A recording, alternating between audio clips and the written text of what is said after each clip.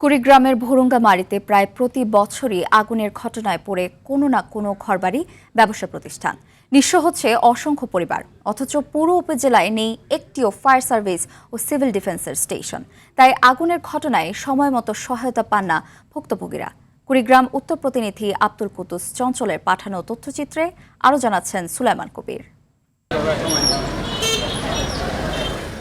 প্রায় ১১০ বছরের পুরনো উপজেলা ভুরুঙ্গামারী। কুড়িগ্রামের সীমান্তবর্তী এ উপজেলায় প্রায় ৩.৫ লাখ মানুষের বসবাস। অর্থনৈতিকভাবে গুরুত্বপূর্ণ এ এলাকায় রয়েছে একটি স্থলবন্দর, ২৫টি সরকারি হাট বাজার সহ অসংখ্য ব্যবসা প্রতিষ্ঠান।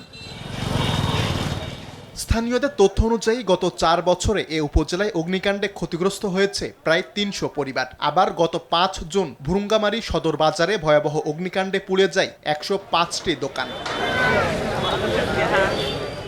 গুরুত্বপূর্ণ এ উপজেলায় নেই ফায়ার সার্ভিস ও সিভিল ডিফেন্সের কোনো স্টেশন। ভরসা করতে হয় পার্শ্ববর্তী নাগেশ্বরীর ফায়ার সার্ভিসের ওপর। এতে করে ইউনিট ঘটনাস্থলে পৌঁছানোর আগেই পুড়ে ছাই হয়ে যায় সবকিছু। প্রায় ৫০ লাখ টাকার ঊর্ধ্বে ইনভেস্ট করা ছিল, এখানে মালামাল ছিল, সব পুরো শেষ হয়ে গেছে। এখান থেকে কিছু বের করা সম্ভব হয় নাই। জমি অধিগ্রহণ প্রক্রিয়াটা দ্রুত শেষ করে প্রশাসনের সর্বস্তরের সংশ্লিষ্ট দপ্তরের প্রতি আহ্বান জানাচ্ছি ভুরুঙ্গামারীতে একটা ফায়ার সার্ভিস স্টেশনের জন্য। এই ভুরুঙ্গামারী উপজেলায় একটি ফায়ার সার্ভিস স্থাপনের দাবি এই এলাকার জনগণের। ভূমি অধিগ্রহণ জটিলতায় উপজেলায় ফায়ার সার্ভিস স্টেশন স্থাপন আটকে আছে বলে দাবি প্রশাসনের। একটা সাইট সিলেকশন হয়েছে, সেইখানে যেই জমিটা আছে সেটার মূল্যাঙ্ক নির্ধারণ করা হয়েছে, নির্ধারণ করে প্রেরণ করা হয়েছে জেলায়।